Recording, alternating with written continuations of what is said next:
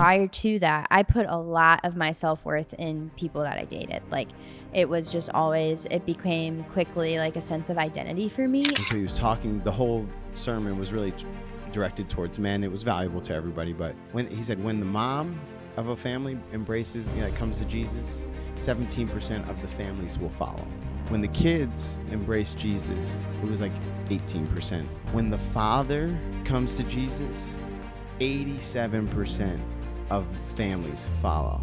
I think that when you choose to date someone who is Christian, it basically, like, if you think about it as like 100-question questionnaire, and this is like what makes sense to me, it might not make sense to everybody, but going through dating life as a Christian, you can count the first 10 questions as checks and just skip the first like portion of that because you already know.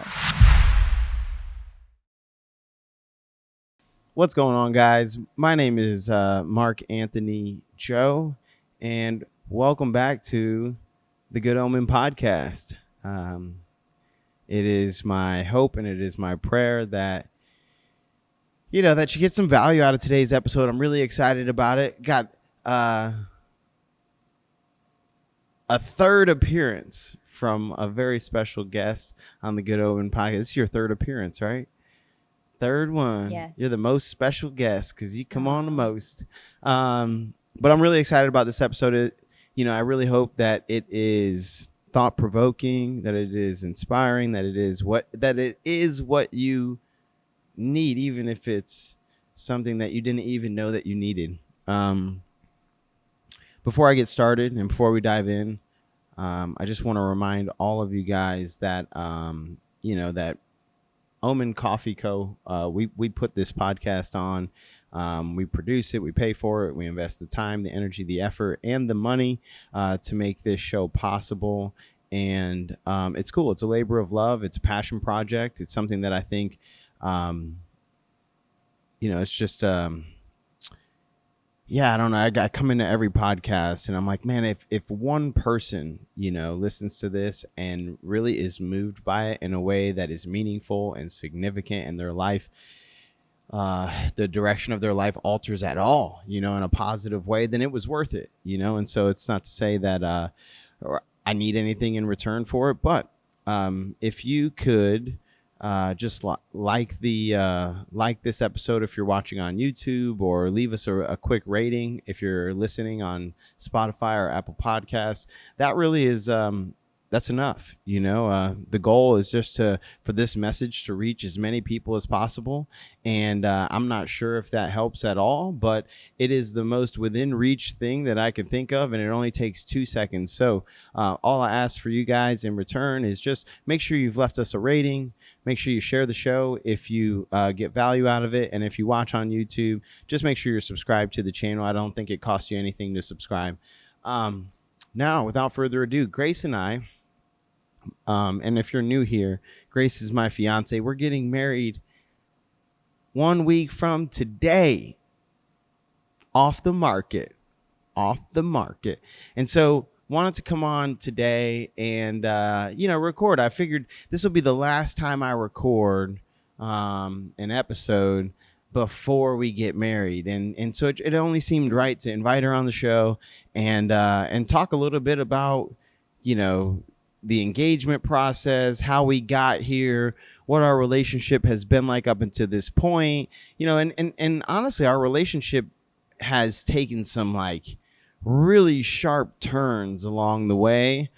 We've been together for 4 years now. And so I really wanted to just kind of really share, reflect back on our relationship up until this point, because we've learned a lot. And honestly, that's it. So anyway, Grace, welcome. Super excited to have you on again. Yeah. All right. So you had an idea of how we were going to approach this, right? You wanted to kind of give a little bit of a backstory of our relationship so that people can understand. And, I'm sure we're going to address some of those sharp turns that we took, throughout the last 4 years. But yeah, like where do you think we should start? Yeah, so I just figured it was important for people to be able to understand kind of the significance that is us being able to be together and to get married, and just what I guess, like, to me it seems like such an accomplishment, such an achievement that we've like made it to this point in our relationship, that we've chosen to make such a huge commitment. And I think that it's a huge feat for anybody who takes marriage seriously, who chooses to make that jump. And that's a big commitment. I don't think people keep asking me like, "Oh, are you excited?" And I'm like, "Yes, of course," but I think it's fully like sunk in yet, I feel like as a woman, I think a lot of us like think about, oh, one day like I'm gonna get married, and I can't speak for men, but it's like you always think about that day, and I'm like, oh my gosh, that day is next week. Like, holy moly, this is for real. There's no turning back. Yeah. But yeah, so. Well, I think it's worth noting that like it seems like such a big deal. Well, hold on. It's like a little bit scary. It's very monumental. It's significant because we take it so seriously, like, because it's such a big deal. Like both of us, I think, are kind of romantics in the sense that like it's kind of normal. I think divorce has been normalized in our culture, and we're going into this like wow, this is a commitment that no matter what we can't break. And so I feel like it feels even more significant and even more monumental to us than maybe somebody else who didn't think about it in that way, because that's the way that we're thinking about it, is like, all right, we made it to this point, and that's significant in and of itself, and we'll get to that in a second. But now we're about to make this commitment, and once we make it, there's no turning back. So yeah, go ahead. I think well, first of all, I just want to say that I don't think anyone goes into their marriage on their wedding day thinking like, I'm gonna get divorced one day. Yeah, but I also would say that like I don't know that everybody goes into it with if this goes bad, I'm sticking it out. Well, I think that people always in worldly culture, it's like, oh, divorce is always an option. Yeah. Like, that instead of taking that off the table. Right. Yeah. Instead of saying, so our pastor has this saying, and it's, we're either going to be happily married or we're going to be unhappily married, but either way, we're going to be married. So let's figure it out. Amen. And so like, yeah. That's something that we talked about in premarital counseling. And, for Mark and I think that there's very, very few things that like, I mean, maybe only one thing that like, I feel like if we encountered would be something that would be like grounds for divorce. And that's like biblical, so it's like, and I've seen countless couples in the church work through that. So it's very like, it's not really an option. Yeah. And so anyway, long story short, Mark and I met, and we talked about this on our first episode, I think, that we did together. We met at work, and did we tell the story of like? Yeah, I think we told the story, so I don't necessarily want to go through the whole thing again. Yeah. So if you want to go listen to our episode, our first episode that we did together. Yeah, it was just about you. Yeah. And because the second one we did was just about Mark. So go listen to the first episode. But we met at work, and it was, long story short, supposed to be something that like where I was just there for the summer, and I was just an intern, and was working with family. And so Mark got permission to take me out on a date. We were kind of casually talking through the whole summer, and got permission by her her family, who happened to be the owners of the company that I work for. Right. So like my boss's bosses, I had to go ask them, hey, here's the deal, so it was kind of weird. Yeah. Yes. Love family. Don't always recommend working with family. And there was a no dating policy. Yes. at the place that I worked. There's no dating policy. So we got like explicit permission. And I got my fall schedule back for school. I was planning on going back and to Mizzou at the time, and it was in the midst of the pandemic. And so I got my classes, and half of my classes were going to be on campus in person, and the other half of my classes were going to be online. The tuition was the same.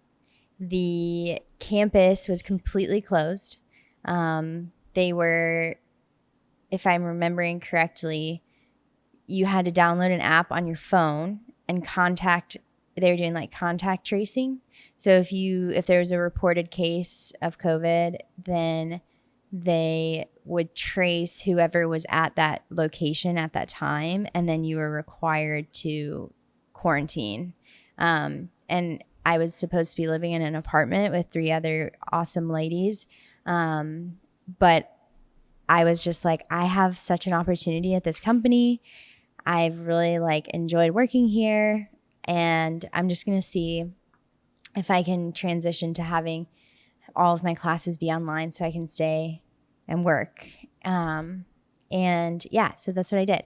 So did online school for a semester while I was working. It was horrible and really, really hard. And kudos to you guys who can do that. It was just not for me. So I took a break. But meanwhile, Mark and I were together. And when I decided to stay, I think that was a big shock on a lot of the leadership's system, because I think they went into our relationship with the mindset of oh, well, it's just a fling. It's just a very casual thing. And then I decided to stay, and we continued to date, and it was a little bit problematic, or it became problematic. And that's to no fault of theirs. I don't want to make it there were a lot of things that were not healthy in Mark and I's relationship also, for it to just all be this perfect storm of all right, maybe this isn't going so well. Yeah. Initially, we got permission, and for sure, the tone of it was this is just going to be a summer fling. Grace goes back to school at the end of the summer, so it'll be harmless. But then when she decided not to go back to school, it was oh, okay. So this is an actual thing. Well, I'm not really sure that it's appropriate for work, and all these things, and then there was mixed in the the suspicion of everybody around, your family, your parents, everybody was suspicious that Grace just decided not to go back to school because of Mark, which is totally not true. Yeah, because of me, and that kind of put me in the doghouse with the whole family right out of the gate. I know, poor Mark. Right out of the gate, everybody was screw this guy. This ex-convict went to prison instead of college, and now he convinced my golden child to drop out of college. I know. Yeah, for real. That's how everybody thought about me. Yeah. So that was really rough, honestly, that period. And I'm used to ruffling feathers and stuff so I have pretty tough skin, but Grace was, Grace, I was engaged to be married before, and Grace was my only girlfriend it was years before, but I went 2 years without dating, without talking to anybody. And then I met Grace, and I was taking it very seriously. And I didn't want to be in. I really respect and love her family a lot, and I knew them all at the time. I already knew them all, and so it did bother me a lot that I was in the doghouse, and everybody was blaming that on me, and I was I know, it's sad. I didn't do it. I know, I know. Well, it was just what a weird time to But be yeah, alive. but also to your point though, our relationship was so. I mean, it was great when we hung out. But it was really unhealthy for 2.5 years, maybe 2 years, maybe 2 years. Yeah, give it's 2-ish. I would say for maybe 2 years. It was really unhealthy. Go ahead. What do you want to say? No, I was just gonna say I think so when we started dating, Mark I was 20 and Mark was 26. 25, 26, something like No, that. Yeah. 26, I think. We're like 6 years and some change apart in age. But yeah, so it was a lot of me. Which, by the way, guys, if you're 25 and older, find yourself a younger lady. All right. Don't be weird. Don't be weird about it. Okay. But buy yourself some time. Okay. Oh my Buy yourself some gosh. time. The best thing that you can do is find a wife, a good woman, marry her, and have a bunch of kids, okay, and raise them right. That's the best thing that you can do? That's the best thing you can do with your Okay. whole life. That's what God put us here to do is, be fruitful and multiply. That's what it says. So Yes, buy yourself some time if you're 25 and haven't started yet. Yes, but not to say that if you don't. Or Literally, can't our have first kids, year together, I was telling people that.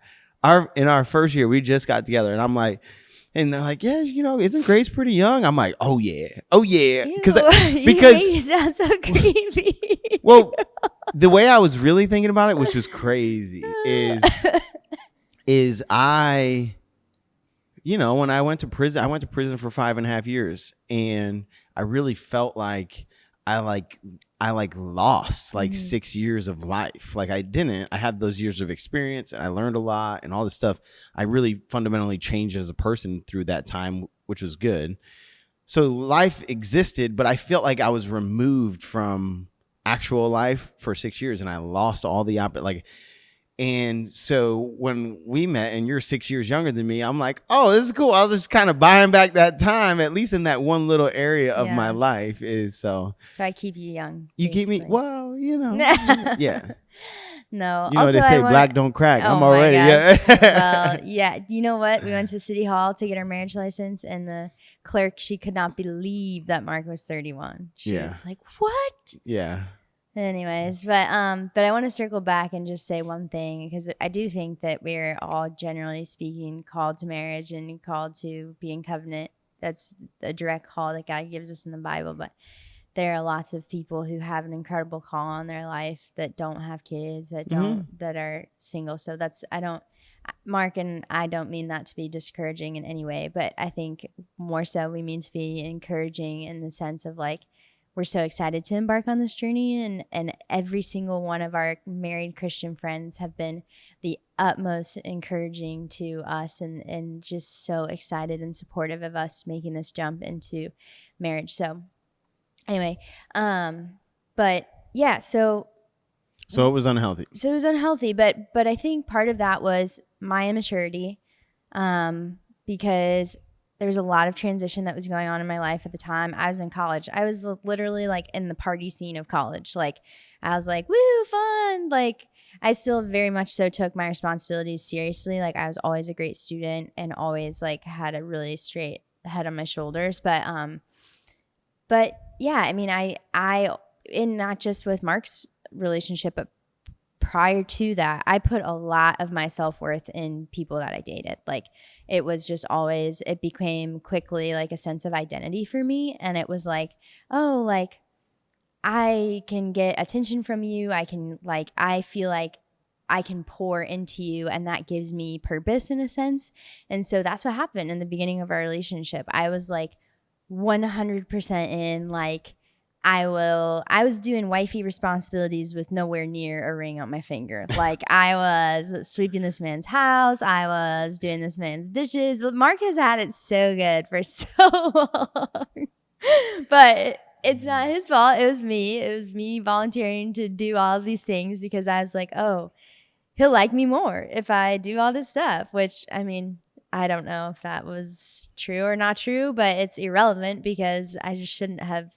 It was just an unhealthy boundary and unhealthy attachment on my end, which I remember reading. I don't even think I finished it, to be honest, but there's a book called Attached, and it's about the different attachment styles. If you guys have read that, it's a really interesting read about there's the oh, now I'm gonna butcher but basically there's an anxious attachment style, and then there's it's detached, or I forgot what the exact word is, but basically dissociative, like you run away from things, and Mhm. then there's like a healthy attachment style. And they say that people who are like the dissociative or whatever, and then the anxious should not be together. And I Yeah. remember reading that book, someone recommended it to me because we were having so many problems, and I was like, oh my gosh, Mark is like the distancing one and I am the anxious one. And Yeah. like basically the theory is every time like the anxious person needs like attention or needs reassurance, like it just pushes the other person farther and farther away. So it Which is doesn't work. exactly what was happening. That's exactly what was happening. And you know, I now that we're at the point that we're at, and we've kind of put, you know, Jesus at the center of our relationship, we've built it around Christian values and what the Bible says a relationship ought to look like, and we've made some drastic changes. But now my perspective on that, and then we heard a sermon, or either I heard it on my own or we watched it. I think it might have been that guy Jonathan, but we heard a sermon, a pastor talking about marriage, and he was like, man, these days people want all the benefits of being married without actually making the commitment, without actually being married. And he's like, you can't give marriage a test run. That's not that's not the way that God designed it. You don't get to give it a test run. And so looking back, I think that and then there's another piece of a nugget that I heard. My friend Maggie, who I have had on the podcast and who is one of my most trusted and respected friends. Like I tell people she's my best friend. She's my best friend. And I respect her. And she's also one of the most devoutly religious people I've ever met. And she told me after Grace and I made some changes, which we'll get to, but she was like, man, her mom, oh, God bless her. Maggie's mom is always praying for me and always, sending me like just gifts, weird gifts that are blessed by the Pope and all this stuff. Right? She's amazing.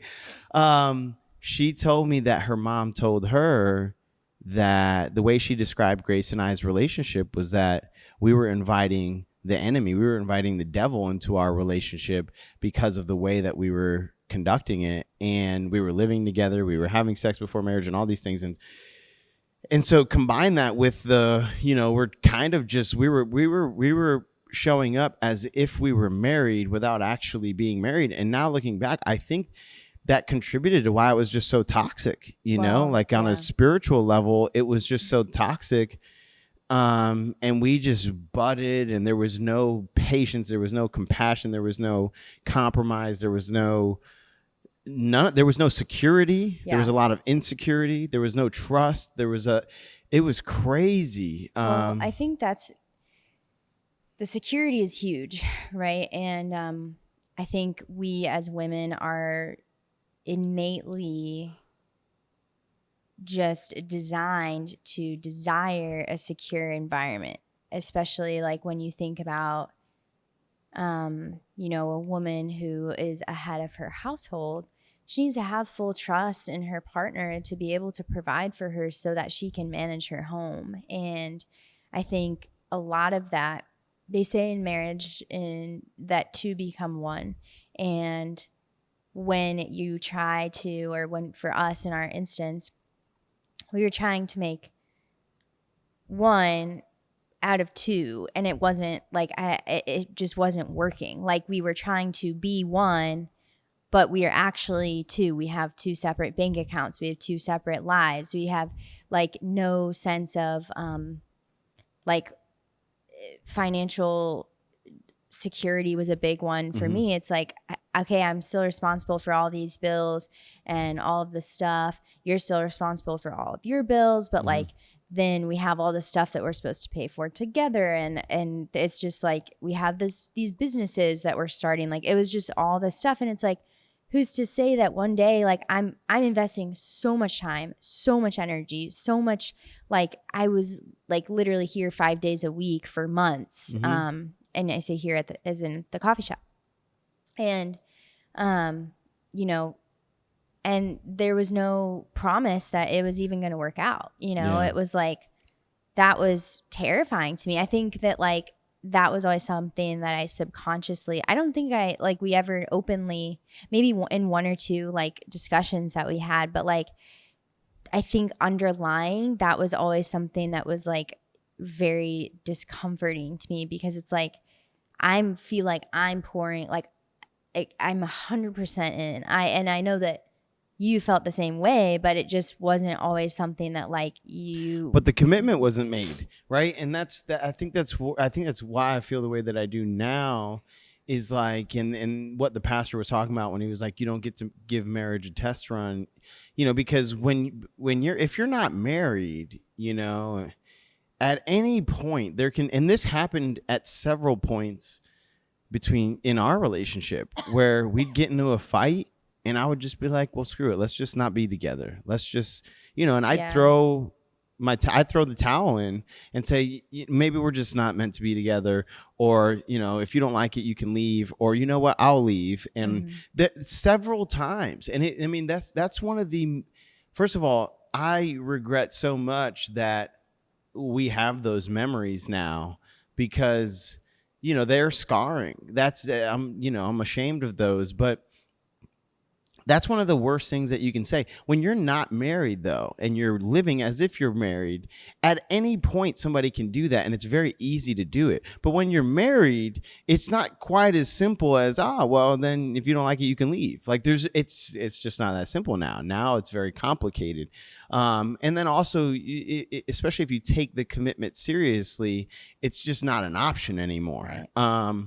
And so I think that's where some of the security comes from, is the commitment. Oh, absolutely. Yeah. That's where all of the security comes from. And it's like, for me, I think that we just had been through so much in our relationship that like I really needed to know that like this investment was going to be worth it. And I think that like, but that was, and I say that not as a prescriptive advice. I say that as retrospectively looking back on analyzing my behavior towards the relationship, because my attitude towards our relationship, it honestly, into like fairly recently, was like, my worth and my value in our relationship is based on what I can do for Mark. Like, and so if I'm not contributing to him or helping him in some way, then I don't feel like I have value in the relationship, and he's just going to leave.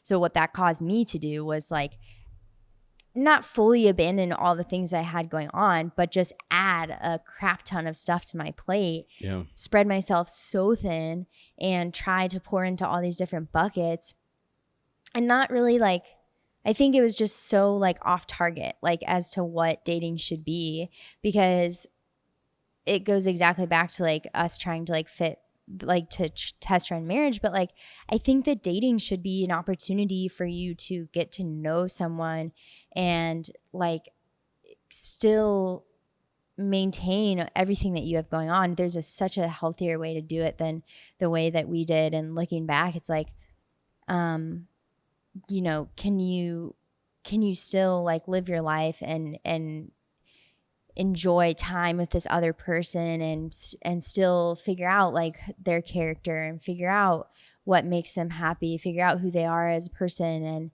and things they struggle with, and see if you can see them, like, would you want them raising your kids? Would you want them disciplining your kids? Would you want them to make decisions for your household? Like, just all these different things that, I think that I should have been way more focused on, versus like what I did, which was like, I don't think I even rationalized those thoughts necessarily. Like, it was, of course, like subconsciously I consented to those things because we're here, but like, I just don't think it was ever something like, I listen to a lot of Christian podcasts now, and it's like they speak about dating in such a different way. It's like the world's way of dating versus Christian dating, and it's just so drastically different. And I think that in that I struggled a lot with insecurity, because I was projecting that my worth was in what I was doing and not who I was and what my character and my personhood brought to the table in our relationship. And for that reason, I was just like, I always felt like I was doing as much as I possibly could, and that I didn't always feel like you valued that. I didn't always feel like you, like, it was like, I just feel like I'm doing all this and like you don't even care. Like, but really it was me doing all this stuff with the expectation that like this you only like me because of Yeah. this, or Yeah. whatever. So I don't think I've ever been able to articulate it in that way, but I do like feel like that was a huge, It was super unhealthy for yeah. no doubt. And because on the opposite end of all of your effort, your unextinguishable effort, I was like giving no effort. Like I was giving no effort at all. In my head, I was just like I just wasn't as fully committed to the relationship as I needed to be and as I should have been. And I was like kind of like I acknowledged that Grace she really liked me and she was willing to just take a backseat to my career for the time being, and that seemed nice and convenient for me. And so I just kind of rode that for a while, and and so on one end you have Grace giving all this effort and then me giving almost no effort in return and not reciprocating or acknowledging everything that she was doing.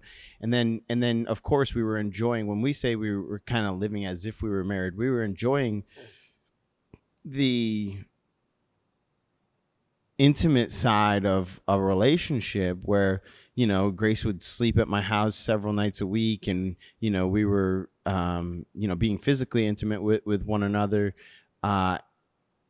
and so I had those luxuries of having her, like she mentioned earlier, cleaning the dishes and making sure the house is clean and all these things that like really were not merited at all. And then again, I'm looking back, I say that those things were unhealthy. And earlier when I referenced, some drastic changes that we had to make when we first started going back to church, our relationship changed completely. Like we were living together, we had an apartment together, and then I moved out. Grace moved back in with her parents, and so we're living separately to this day. Like right now, we don't. She lives with her parents, and I live in an apartment. We became abstinent, and we stopped having, we stopped being physically intimate with one another, at least in the way that I'm referring to. So that's a major change that we've made. And, it's, I can't even explain how much better our relationship is since making those changes specifically. Since deciding, okay, we're going to approach a relationship and a marriage and a commitment between man and wife the way that the Bible says to approach it, or the way that the Bible demonstrates. And like I tell people, like our relationship was unhealthy, but it wasn't like bad. It wasn't like physically or emotionally abusive. No, it wasn't or anything like crazy like that. It wasn't bad. We were There's a lot of people. Yeah, but I would imagine that a lot of people have a relationship like the one that we had, and that's just what their relationship is forever. Well, it's cyclical. Yeah, like we would have like it would be good, really great weeks, and then we would have like a horrible fight, and then we would like figure it out, tiptoe back. Okay, we're good, blow up again. Like it was just like this every few months. It was like, oh, I'm like, well, if you hate it here so much, then you just leave. Yeah. And then it was like trying to recover from that. But again, I also would imagine that a lot of people have relationships like the one that we had, and that's the relationship forever. That's what their relationships forever look like. And our relationship has gotten a million times better. The way that we communicate is different. The way that we interact is different. The way that we talk to and about each other is different. The honestly, the way that I feel about her, the way that I intuitively perceive her is different since we became abstinent, since we have some physical distance between us. And the only thing really, because I literally cannot put into words how much better our relationship is since making these changes. So the only thing that I really can do is I've reflected really thoroughly on, if I were to give the younger version of me some advice on how to approach dating and marriage, knowing what I know now and having experienced the last 4 years of our relationship, the way that it's gone, and then these last, 6 or 7 months, Yeah. 7 months, or whatever. I think I think that I know the way that I would approach dating if I were 16, 17, 18, 19 again, is with every person that I date. First of all, I would stay abstinent. I would maintain purity until I was married. I would be fully abstinent. And then whenever I dated, it would be with the intention of finding a wife. That's it. Like, I would approach dating, and the way that I explain it is I would constantly assess by asking myself the question, could I see myself with this person for the rest of my life? And at first, you don't know. You don't know. The answer is, I don't know. And if at any point, every time you go on a date, every week, as time progresses and you're still talking to this person, you keep asking yourself this question. And if at any point the answer becomes an unequivocal no, I could not see myself with this person for the rest of my life, you have to immediately stop dating that person, because now you're just wasting time. And you're wasting their time, you're wasting your time, you're wasting your emotional energy, you're wasting their emotional energy, and you're just asking for trouble. You're asking for trouble. You're inviting temptation into your life. If at any point, though, you're dating, and if you keep asking yourself, could I see myself with this person for the rest of my life? If at any point the answer becomes an unequivocal yes, I think that what you do is you get married. You get married. I think a lot of people these long-term relationships that we so often see, hey, how long you guys been dating? Oh, we've been dating for 4 years. That's me and you. We've been dating for 4 years. That is people giving marriage a test run. You know what the underlying, maybe not even conscious, maybe a subconscious thought is, oh, I don't want to commit to marrying this person. I don't know what it's going to be like. So let me see what it's going to be like. Let me get a preview of what being married to this person would be like. Let's move in together. Let's get a dog. Let's do all these things to get a preview of what this person would be like long term. But you know what? It's not an accurate representation of what it will be like when you get married. So it's just you're using that as a justification for this extended dating period, but also you're using it as a justification for sex before marriage and living with your partner before you're married, and all of these things that honestly the Bible tells us is not good, and it's inviting the enemy into your relationship. It's inviting of the one of the only sins that the Bible says to run away from is sexual immorality. And I think that that's very significant. But so anyway, I think that the only reason we see these long drawn out relationships is because people want to say, before I propose, I want to have a better idea of what it's going to be like. I'm here to tell you, okay, I've been on both sides of the coin now. You have no idea what it's going to be like. If you get married, you're going to be married for the next 30, 40, 50 years. That person is going to the person you propose to could be a completely different person in 30 years. They will be. They absolutely will be. They will be. They'll be a completely different person in 30 years. So that is not a logical justification for this extended. So ask yourself, make that regular assessment. Could I see myself with this person for the rest of my life? And if at any point, this is what our grandparents' generation and before, this is how they would operate.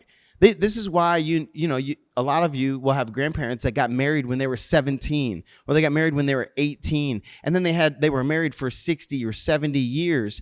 It's because they didn't even leave room for them to go shopping, window shopping of potential partners, and then dating this person, but being open to conversations over here. That wasn't even a thing. And I look back, like your grandparents. I think I talked about Grace's grandparents in the episode where we talked about Grace, but she has her Benedetto grandparents. They've been married for like 60 something years, 62 years, I think. No, I think it's like 68. 60. They've been married for 60 plus years. And one time I was sitting in a coffee shop with her grandfather and her whole family, her mom, her dad, and her grandma and her grandpa.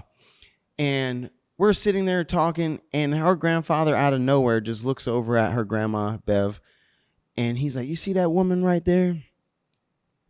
We've been married for 68 years, and you know what? I wish I had 68 more with her." And I was just like, in that moment, that was unprovoked. He just said that. That was the most romantic thing I've ever seen in my life. And they got married when they were 17 years old. Like,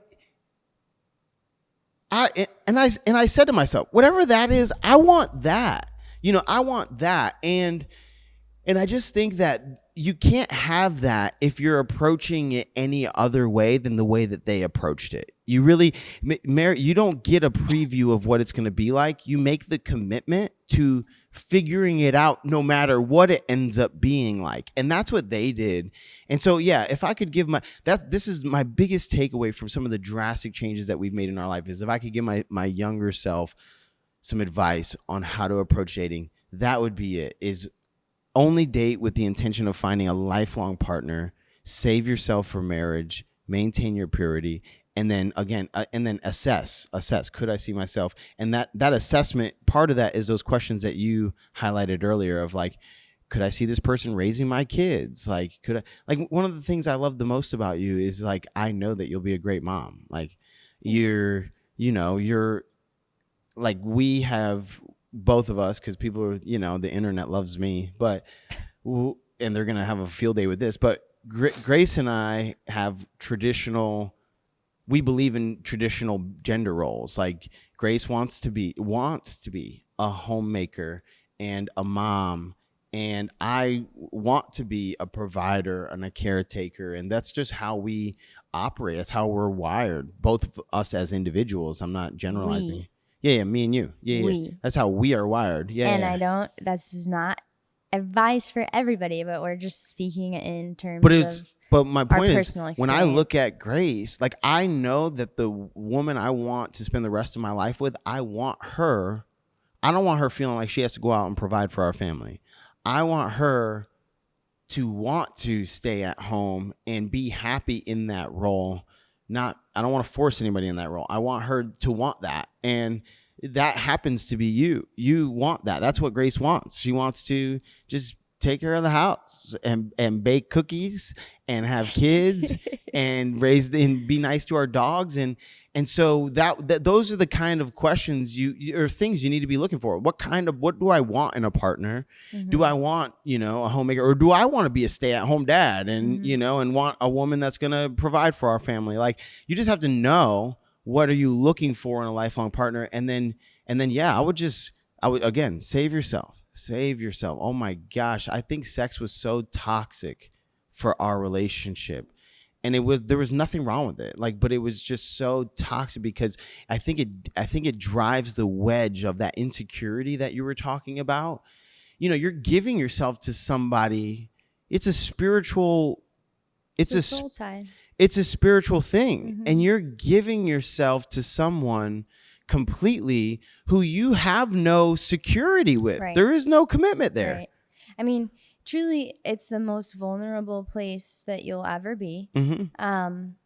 And I think that culture, I could go on a huge tangent about how church. I actually think that non-denominational Christians do a better job of talking about sex than some other denominations of Christianity, but like, the church doesn't talk about it often. And if they do, it's don't do it. And then it's like, well, where else are you going to get information about that part of your life other than the world? And the world tells you, oh, it's just casual. It's just for pleasure. It's just whatever. And it's like, I think that sex goes right along with marriage in that it was created by God. It is so beautiful when it's in the way that God designed it to be. And I think that that's something that like I look to my friends like Janice and Nolan who have been on the podcast, and they just speak so highly of marriage, and they're like, you think that you have it good now, like,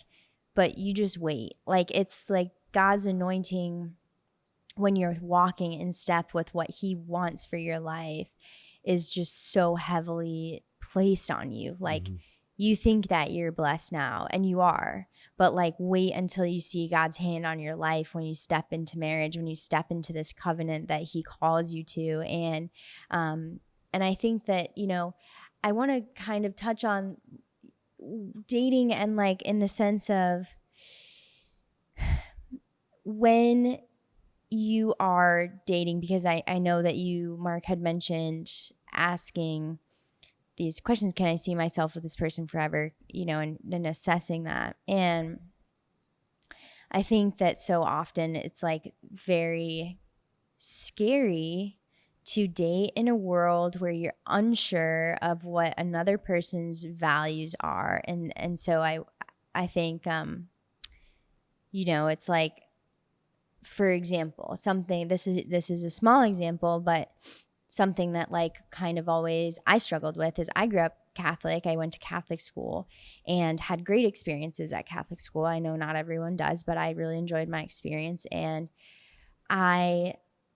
Mark at the time was like, he believed in a higher power, and that was pretty much it. And so I always was concerned of like, oh, like when we have kids, are we going to talk to them about God? Are we going to teach them about what Mark believes about God or what mommy believes about God? And it's like, you know, that was something that for me was like, oh, I honestly compartmentalized it and was like, I'll just deal with that when we get there. We'll just, you know, we'll figure it out before then. I'm sure I was always hopeful that Mark would come to Christ and that we would be able to navigate that. But I didn't anticipate our life being the way it is now, where we just have such a deep relationship with Jesus, because I've never had a relationship like this with Jesus. It wasn't a thing really in Catholic church, at least the way that I experienced it or that I was taught. You know what's crazy? What? Let me share a stat with you. So, you know, I love Jabin. So there's this pastor. If you're into watching sermons, or even if you just like, you know, yeah, if you watch him on the internet, it's worth looking up Jabin Chavez.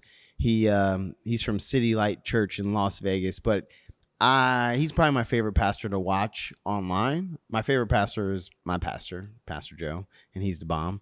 But Jabin highlighted a stat because I watched his talk that he did on Father's Day, and so he was talking. The whole sermon was really directed towards men. It was valuable to everybody, but he said,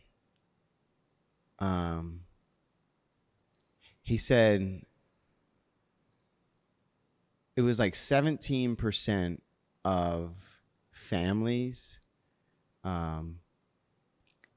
embrace God. When the mom of a family embraces, comes to Jesus, 17% of the families will follow. When the kids embrace Jesus, it was like 18%. And don't quote me on these numbers, but it was teens, in the teens. 18% of the families will follow. When the father comes to Jesus, 87% of families follow. Yeah.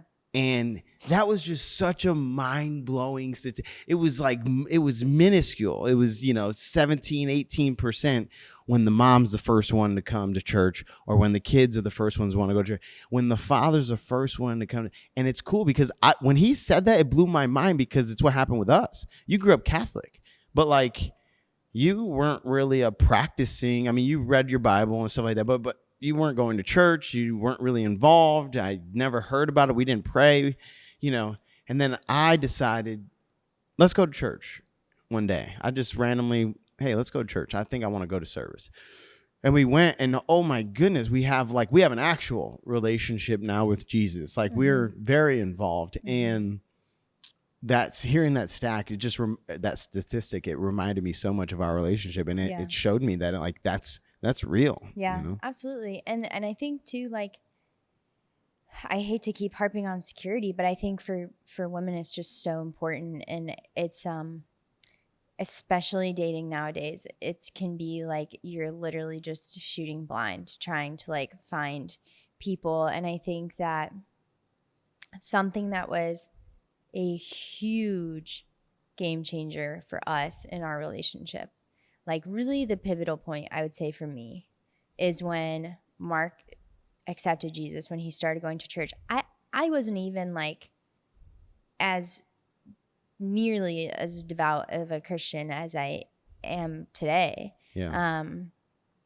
But just being able to have a set of guidelines, a set of standards that is a third party that was like, hey, Jesus said, do this, this, and this. This is how you treat other people. This is how you should love your wife as Jesus loves the church, and it's like, there's a rule book, so to speak, of how you're supposed to go about this relationship. It eliminates the opportunity for these tug of wars. Yes, but what I was going to say is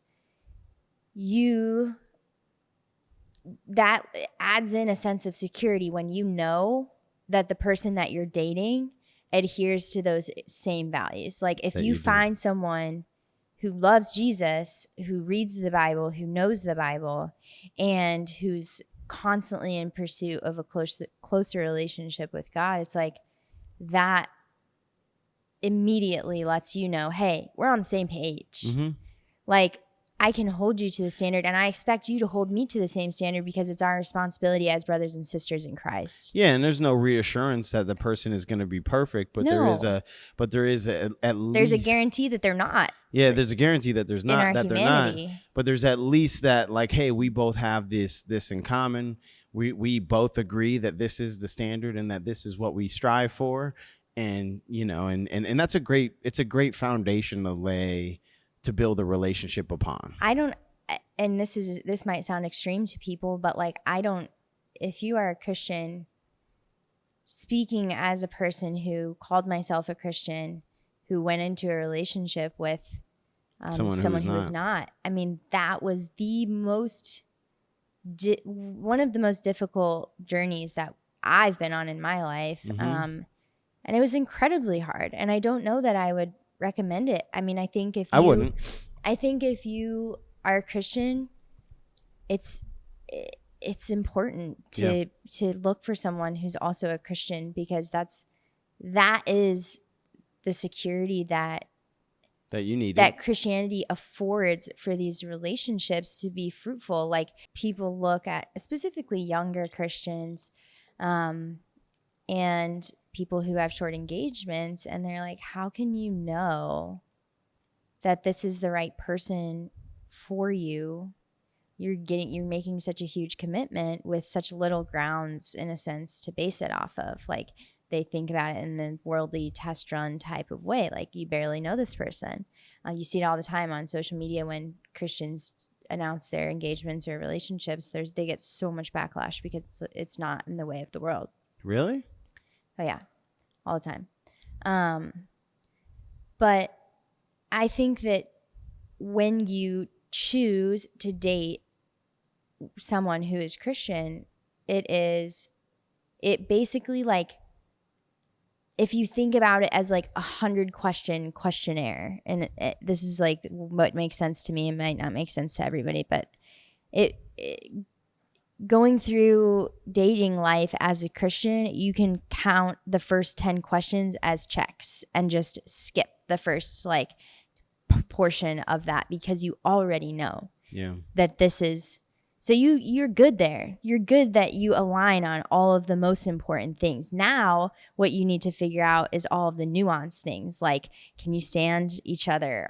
Do the little things that they do annoy you? What do you like? What do you feel like are the different roles that you would like to play? Just like Mark was talking about. How many kids do you want? How are you going to parent your kids? Like, still very important issues and things that absolutely need to be sorted out before you make a commitment like marriage. But it's like, but all the things that a lot of other people that we spent so much time trying to like get on the same page about, like, that's not a way that you should speak to me. Well, I don't feel like that's problematic. Well, I don't appreciate when you talk about me to your parents behind my back, and you know that you talk poorly about me to other people. It's like all of that stuff, and I'm not saying it's not going to happen still, but like all of that stuff, it's like we both understand that that's not okay. Like, and that we're on the same page there. Like, now we can move on to other things and worrying about other things and getting to know each other on a different level in that sense, I think. And so there's not as much focus and concentration on like, it's like baseline is here. And when you start like not on the same level and not on the same page about like your faith, that you're starting almost at a deficit. Yeah. Instead of where you could start at like ground zero and then build your relationship from there. Does that make sense? I don't know if that made sense or not, but it does. And I think the only thing I would add to it is just that, you know, when you're using this term, like if you're a Christian and dating a Christian, listen, 80 million people in this country call themselves Christian. And I think the way that I would describe the vast majority of them is Christian in name only. And you're specifically talking about somebody who actually takes their faith seriously, somebody who actually, you know, really longs for deeper relationship with Christ. And that person, yeah, if you're that version of, if you're a Christian in that way and you find a Christian in that way, yeah, it's a no-brainer. I mean, a lot of the questions that you're talking about, the major things, we can check those boxes. Yeah. We already know. And one thing I want to add, just along those lines, is like like Grace said before going back to church, I did believe in God. I would tell you that I believed in God, that I would tell you that I was absolutely sure that God was real. Okay, God had worked in my life. I would tell you that I had a great relationship with God. That I talk to God regularly, and all of those things are true. I was like what they call like a new age believer. Like I would say God of the universe and, you know, use those words interchangeably for about 7 years. And I shared this at a Bible study that we have here at the coffee shop, or whether it was a Bible study or worship night, I can't remember, but I shared this. And, you know, I don't think that God was absent from my life ever, but really, especially during those times, like I feel like my prayers were heard. I feel like the relationship I had was real. But when I stopped serving some ambiguous God and I, you know, called him by his name, Jesus, right? I told them Jesus started working miracles in my life, like for real. Like when I made that transition and I stopped, you know, being a new age believer and I came to Christ, God started working miracles in every area of my life, in my heart, in my temperament, in the way that I think about and view other people and the world, in my relationship. Like I am a fundamentally different person. Mm-hmm. And I have reflected a little bit on this. If you want to hear a little bit, I published an episode. I think the title of it is my first 6 months as a Christian. And it was a couple episodes ago, but you can hear more about that there. But like, man, it was so different. And so again, I think it is important to make the distinction between, you know, just somebody who calls himself a Christian and somebody who is an actual devout Christian. So I want to kind of shift gears here because we wanted to just give the backstory a little bit of our relationship and really highlight that it was not ideal. And we made a lot of steps that, knowing what we know now, we may not have taken. Mm-hmm. And so that's the backstory, and that's how we got here. And man, our relationship has been so good since. But we asked our pastor to marry us, and or at least to conduct the ceremony. And he was like, sure. But one thing that I require of all of the people that I do that for is that they take some premarital counseling sessions with us. So it didn't cost us anything. He did it, he volunteered his time. But him and his wife. Yeah, I was just going to say him and his wife. So our pastor, Justin, and his wife, they required us to come and sit with them at least three times. And so we've done the three. And that has been really cool. I highly recommend it. Now going through it, I was very resistant. He was so. I did not want to do it. So anti-counseling. I did not want to do it at all. But we went, and it was amazing. And so during those three sessions, I don't want to recap all three, but I just was going to ask you, Grace, like, okay, we did three. Do you have like one or two major takeaways from those premarital counseling where you're like, man, this was something that was very eye-opening. It was a great conversation that we, needed to have. It was something that they brought to our attention. I think for me, I was excited going into premarital counseling because, in case you guys haven't noticed, Mark has a really stubborn mentality about the things that he believes in. And for the most part, we are on the same page about a lot of things. We filled out a questionnaire of, everything from roles of who's going to do what to how are you going to raise your kids to how many times a week are you going to be intimate, like all these different things. And on almost every single question, like Mark and I filled it out at like a totally different week at a totally different time.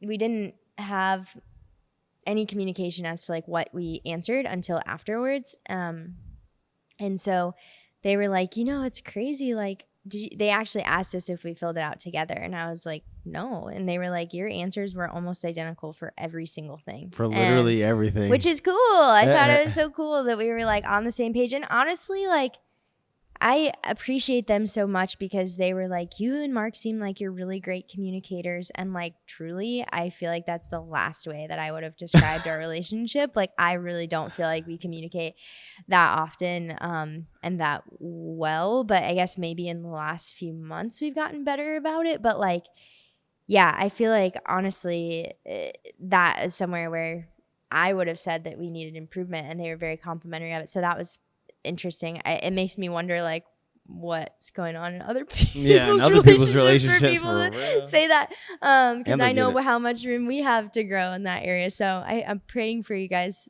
that you're in a better spot than we are, but not that we're in a bad place, but that's beside the point. So but there were some important things that like I disagreed with Mark on and we needed to talk through. And I was just grateful to have a safe space to where I knew that it was going to be a discussion in the midst of the Lord and in a godly, respectful way. And we're still working through how to sit and listen to each other when it's just the two of us and hear each other out and be respectful in our response. And, it's like, no, I'm equally as stubborn as Mark. Don't let me fool you. But which works well for us when we're like steadfast on the same thing. But when we're in disagreement, it can pose some problems. And so, what are you gonna say? I was telling Patrick today. We went to the farmers market and we were driving home, and on the way home we saw a spot, and he's like, "Yo, you wanna?" It's a spot that I don't support, and he's like, yeah, you want to stop it? They got Mexican Cokes in there. He knows I love Coca-Cola. And I was like, no, I'm not. I don't care. I'm not buying anything from there. And he's like, oh, all right. And I started laughing because I was like, bro, Grace is worse than me in this. She is worse in the sense that if she doesn't like somebody or she doesn't support them, she would go she would starve before she would eat before she would eat their food, literally starve. And he started laughing. But That's when you said funny. you're just as stubborn as me, you are. Loyalty is my number one value. Okay, Yeah. if you're loyal to me, I'll be loyal to you. It's Yeah. simple. Cross me, don't cross me. Yeah. Don't see. No, I'm just kidding. But I got cousins. No, I'm just kidding. I got cousins. Just kidding. But no, I think a big thing for us is like, and I won't go too deep into it, but like for me and Mark, given our different backgrounds, we just have very different like opinions and mindsets surrounding money. And that was a big like differentiating thing for us. Like Mark is very much so like, I mean, he knows what it's like to go without, like completely without. When he got home from prison, he had literally nothing to his name. I'm very fortunate to have never been in a situation like that. And, my family upbringing was, hey, we save when we want to make big purchases. We don't go into debt. We pay off our credit cards. We invest in our 401k. We do these things. And so I just didn't ever think about money in another way than that. Like I was like, this is how you're supposed to do it. And so then when Mark and I really like, when we were both working, it wasn't we weren't super far advanced in our relationship, so finances weren't like as big of a deal for us. But B, like it, like we just it just wasn't really like relevant, Well, also because my attitude has always been since you met me, like I make a lot of money, right? Like so, like I'll just make more. Right. So it's like, and I think that I just want to articulate a little bit, just to give a better picture, because there's probably some people that can relate to us in this way. But the biggest difference between how we think about money is Grace is very risk averse, and I have a high tolerance for risk. Mm-hmm. I think that's the biggest difference. Like the way you described it the other day, whoever we were talking to, is also accurate. I just don't respect money. Mm-hmm. I refuse to give it any power in my mind. And Grace respects money. She doesn't worship money, but she respects it adequately, like right. a healthy amount. Right. I have no respect for money at all. And so that is it contributes to my high tolerance for risk, because I'm like, screw it. I came home from prison with absolutely nothing, and then I made 6 figures my first year home. So I know that if I lose everything, I can just build it back again. Right. And that's not a healthy way to operate all the time. And so we're like, literally, we couldn't be further apart in the way that we think about it. And we're now trying. So this was a very healthy and productive discussion that our pastors really helped us bridge. Yeah. And it's like, okay, well, I need to know, am I stepping into this crazy like pendulum swing of risk taking forever? Because that does not feel safe to me. That feels like really scary. Yeah. And that was something that we needed to talk through. But that was really like the biggest difference, I think, that was on definitely our the biggest one for questionnaire you. of like, something that we like had discrepancy on. So that was really productive. I was really grateful for that conversation. I do want to highlight some of the other questions that were on the, sure, yeah, because, and some of the other things we did, just because you guys, if you're going to take any lessons from, all the decisions that we made over the past 4 years and how we got here, and sort of us reflecting on that now, hopefully you use some of this as you enter the dating world and look for a partner. But some of the questions that were on there were like, who's going to take out the garbage? Like, how many kids are you going to have? Like, if Mark said 11. If I did say 11. No, you didn't. I said no. What did I say? 5. At least 5. Yes. Yeah. But if your partner would have said 0 and you said 5, that's a big thing. Yeah. And so the whole purpose of this questionnaire, they explained, was just to make sure that we had these conversations. Right. And if we hadn't, that we didn't get married and then find out that your partner wants 0 kids and you want 5. Right. And it's an impassable, point. And so that was a question that I thought is very important to talk about. And I'm glad that came up. But we were aligned. She was like, what'd you say, 4? I said at least 4. At least 4. And I said at least 5. But really, I was thinking 11. And then craziness. And then how much money do you need to make? Like, how much money do you expect to Well, I make. think it was more so what type of lifestyle do you What expect type to of live? lifestyle? And Because then I who? don't think they asked to quantify it. Yeah, are you both gonna work, or is one person gonna work? Like that Yeah. was a question. Mm-hmm. So it was really cool. And then in addition to this questionnaire, um, they had us take the love language test Mm-hmm. and the personality test. And I don't want to spend too much time on these, but the whole purpose of that, I'm not a big fan of personality tests and love language tests at all. But the whole purpose of it, I get behind, which was understanding that my love language, the way that I receive love, is not necessarily the way that she receives loves. And so it was just a instrumental in helping us acknowledge that. Like I receive love in a acts of service predominantly, like, and that's how I feel loved, is when Grace sees that I have a lot on my plate and she just goes out of her way to do something, make dinner or whatever, so it's just take a task Mm-hmm. off my list. And the way that she receives love is words of affirmation. Now, I have historically been terrible at words of affirmation, and so it was cool, like, to be able to just acknowledge that. And then the personality test, the purpose of that was just the way our pastor explained it was not, we don't need to fix each other. Like there are things that about Grace that drive me crazy, and there are things about me that drive her crazy. And our pastors explain, like, the intuitive thing for couples to do is to, like, think of compromise as you change that thing that drives me crazy and I'll change this thing that drives you crazy. But we shouldn't be trying to change each other. We should be acknowledging that we are completely different people.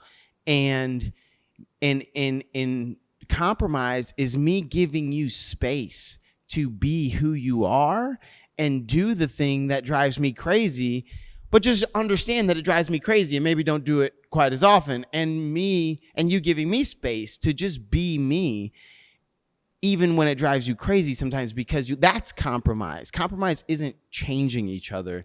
It's actually giving each other space and acknowledging that you're completely different people. And yeah. Well, and something else that was like interesting that our pastor pointed out was things that like one of my favorite things about Mark is how driven he is. He has been purpose led since the day that I met him, and I think that that's so inspiring because like I have struggled a lot to find purpose, and I think that he is so purpose led that like he literally, like, I mean, you can see it with Omen. He like links arms with people and they all like go on this journey together because he just feels so strongly about like where he's going and the difference that we can make collectively in the world.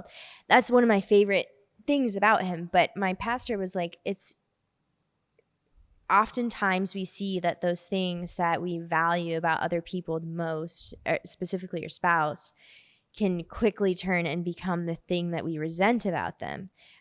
Specifically, like he gave an example of like, you might love that Mark is so driven and that he has all of these ideas and that he's always working and that he's just so, his work ethic is so great. But as soon as you have kids and you're at home with 3 kids and he calls you and he's like, hey, I got to stay late because this happened, or like, hey, I've been working on this and this or whatever. And it's like his work ethic, which was something that I valued so highly when we were dating and engaged and married, like newly married, can quickly flip and become something that you're resentful of. And so just being aware and being mindful of that, of like why, like what you love about that person, and that's giving them space to be. Now granted, there is middle ground. Mm-hmm. There is like, hey, you've 5 nights this week, you've been out, Yeah.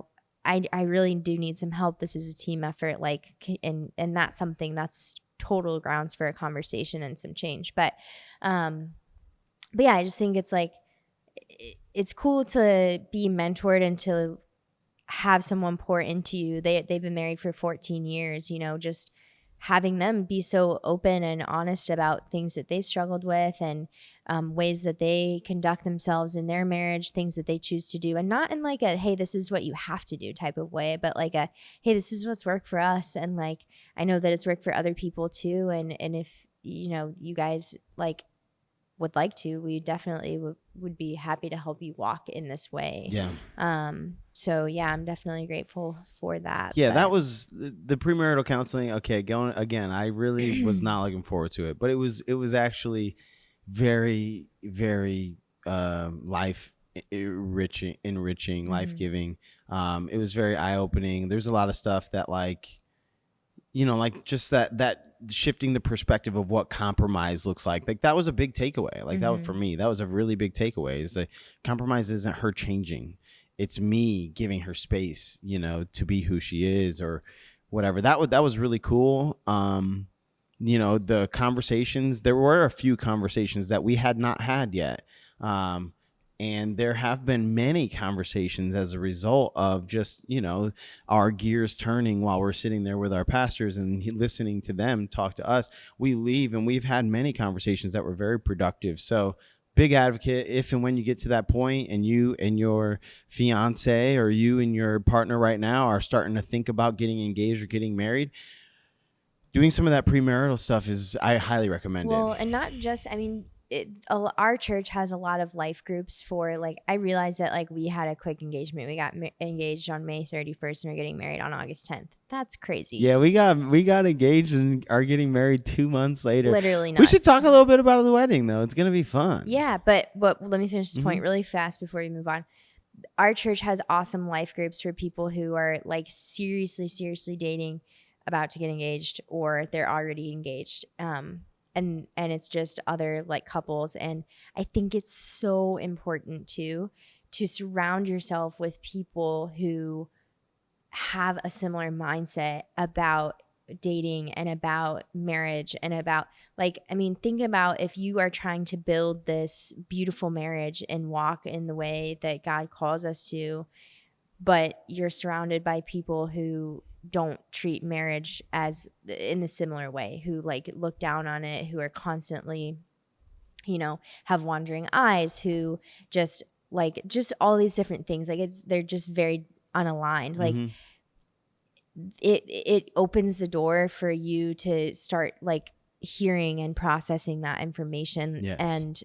and straying away from this beautiful design that God has for marriage. It's like you have to be so intentional about the content that you consume, the people who you spend time around, and specifically the people who you listen to for advice. Yeah. I love, and you are not any less of a person if you are divorced, if you are single.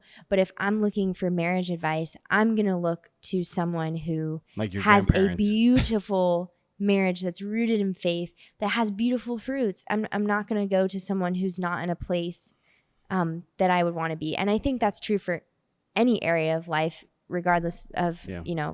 Faith related or not. I'm not going to take, no, never mind. I'm not going to go there. But anyways, it's so important to be mindful of who you're allowing to pour into you, because you want your relationship is so important. It's the closest thing. Marriage is the closest thing, and becoming one with your spouse, that we can experience here on earth, as the relationship that God designed to have with us in the garden. And I think that's so incredible and beautiful, and not just like physically intimate and becoming one, but like truly like emotionally, spiritually, like you everything that you do, now you have another person. And it's so cool because there is that security and there is that like safety net, but you just have to treat it with the utmost respect and the utmost value, because it is so valuable, because it's like a little slice of heaven here on earth, and it's so cool that God gave us this gift to experience it, I also think that it's so important just for our culture. Like there's not a single person listening to this that has not had the thought, what is going on in America? Like, what is going on in my community? What is the world? Or man, it's a crazy world we're living in, or it's a crazy time we're living in. And I am convinced that our the the less and less and less that we value the institution of marriage and what it is, and the less and less common it becomes for us to build the quote unquote nuclear family, the crazier and crazier and crazier the world gets. Like it's I definitely think it's connected, and it's so important. And dude, I have a lot of young guys that surround around me all the time. And I'm pushing them all. I'm like, man, you should be looking for a wife right now, because again, I can't give the younger version of me the advice that I wanted to give, but I can give it to them. Mm-hmm. And I think I'm every day I'm not only am I excited to, embark on this journey with you, but I am becoming more and more convinced that it is a cultural solution. Not only that, but it's a life hack, I don't know how we've lost sight of like what being interdependent with a partner. I always say to the guys in men's group, life is a team sport, and we should be trying to build the dream team. Well, the dream team is going to start with you and your wife, or you and your husband, whoever. That's the first part of the dream team. Okay. That's it. Your life is a team sport, and you need to find somebody that you are compatible with, and that you guys can tackle life together, because it gives you a huge advantage. It gives you in raising your kids, in, potentially having two incomes in a household, and, whatever your goals for your life look like. I promise you, because for me personally, like one of the things that I think it will change my life the most. The biggest difference I'll feel is I'm like, I barely eat right now. I don't eat. My laundry never gets done. My house, all of my life stuff, the license plates on my car haven't been renewed since 2022. Like all of this life stuff that needs to happen. I work so much, and I give myself to work so much that I neglect these other areas of my life. So I know like all the adulting will actually get done now. Like I never got food in my fridge. It's like, it's crazy. It's crazy. Mm-hmm. Well, I found somebody who I am compatible with in that way. And now that stuff can happen while I'm doing my stuff, and I'm not being single is no fun.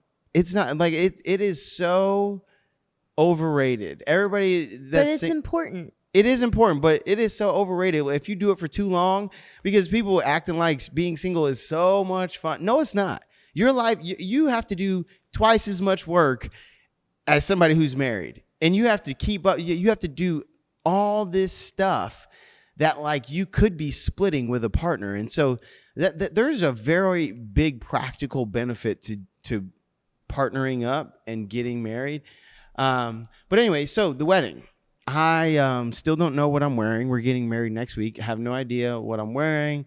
I had to ask Grace, what day is it again? So, but we went into it.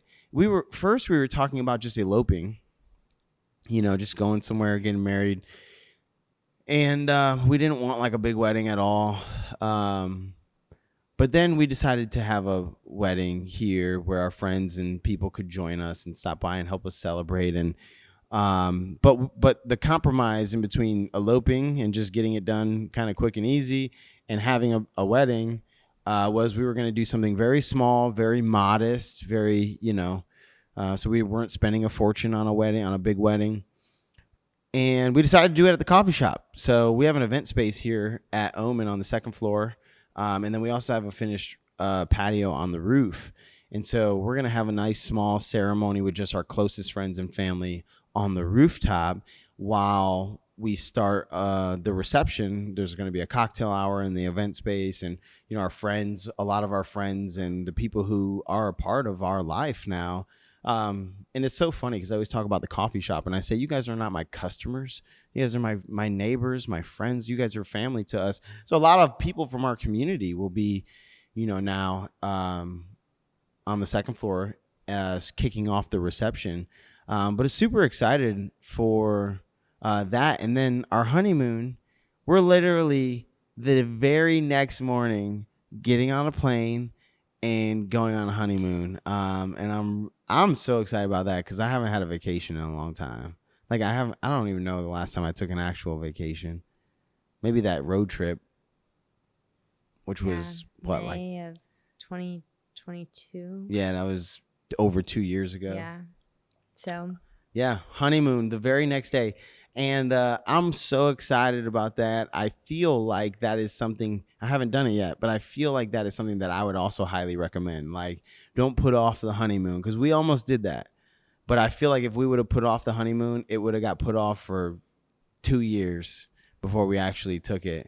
But yeah, anything about the wedding and the honeymoon that you want to? nope. I'm No. just excited to I'm really excited. hang out. Yeah. Because I don't think I've spent like a full 24 hours with you in years, probably. In years? I mean, it's been a long time. What are you talking about for our honeymoon? Yeah, I mean, like I literally, we are so busy like all the time I know. that like we just never spend quality time together. I don't know how much time other people spend with their partners, but Mark and I maybe spend 15 minutes together a day. Hey. On the weekends we get some more. Like an hour. So it's like, you Hey. know, to be able to spend that much time with Mark is a gift. Yeah, we're going away for what, 5 days? Yep. And then there are some details about the wedding that I think, you know, like some decisions we had to make. Like I will not get a first look, right? Is that what it's called? Well, you didn't want one. No, I know. I'm just sharing what Yeah. some of the decisions we made. Yeah, we're doing the ceremony on the roof. So that'll be the first time I see you. Yep. We're doing a later in the evening ceremony because we're doing it outside. And it's going to be a quick ceremony anyways. It's not like a Catholic mass where it's an hour long. It's like 15 minutes, which is nice. I think one of the things that I look forward to the most about our wedding is just how large of a testament it is to the community that we've built, because all of our vendors almost are people who we're friends with in real life. So like our photographer is someone who's in my Bible study. Our caterer is our neighbor at the biscuit joint. Yeah, one of my favorite people. Yeah, our DJ is my brother's like really good friend. So it's a lot of Mark's mom's making the cake. Our wedding florist. Yep, our wedding florist is my social yours. media client and really good friend.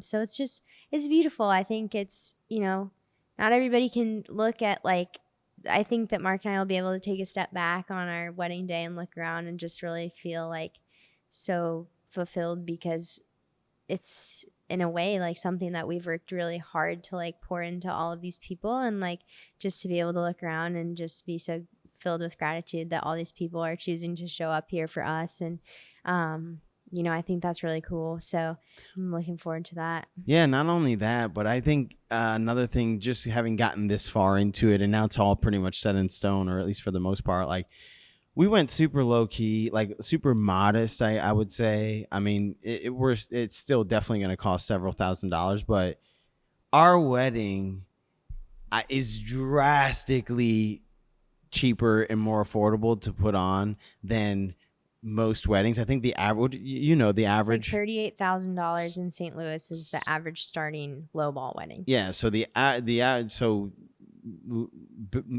most weddings in St. Louis cost at least $38,000 is the way that should be articulated. It's cost at least $38,000. We maybe $8,000. Like I don't think I would start throwing out numbers. Well, I have no idea. I really have no idea, but I know it ain't that. Well, I know you haven't been involved in any of the planning. But I also know it's not that. And my point that I'm trying to make is we don't regret doing it the way that we're doing it. Like we're going to be there and we're going to look around, and it's going to be so beautiful seeing all of our friends, all of our family, our community, and even the space and everything like that. It's going to be such a beautiful experience. Mm-hmm. And we didn't like blow tens and tens and tens and tens of thousands of dollars on some major venue and some, the whatever, Kate, and all these little details that maybe do contribute to the day, but like we don't regret doing it the way that we did it. And I think that's I think I want to give that as a word of encouragement to some other couples out there, because I'm so excited. I could not be more excited. And like changing the venue to a venue that, I mean, a lot of like we have friends that they paid $15,000 just for the venue. You know, we have friends that paid over $10,000 just for their flowers. Like, you know, I could go down the list, but those expenses add up so quickly. And we're doing it in a modest, quote unquote, modest way. And I just know that it's still going to be perfect. And I could not be more excited. So Yeah. Well, I mean, it's just not our style. It's not to say that you can't. it's not to say that it's wrong. Yes. But I think a large wedding does not necessarily equate to, it doesn't directly affect the happiness of your marriage. Yeah. So I think that if you want a big wedding and you've always dreamt about it, and that's something that you feel like is a responsible financial decision to make, more power to you.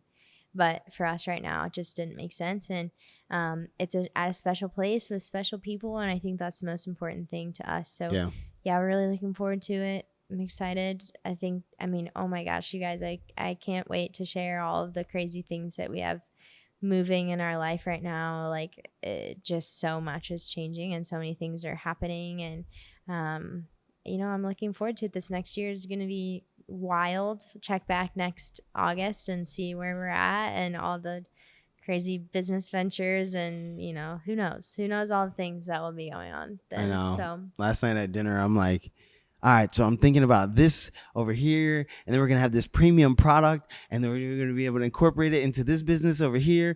And Grace just laughed. She's like, you're thinking about business. I'm like, you're out here thinking on it. Your head's in like business dreamer mindset. I'm like, all right, so when are we going to start having kids? What am I going to make for dinner all these nights? Like, we're just in really different places. He's like, fast. I'm like, let's slow down. I'm so excited. I'm going to get to like totally change the pace of my life. I mean, not totally, obviously. Like, I will never stop working for our companies. I know that like I'll be directly involved in all of them always in some way, shape, or form.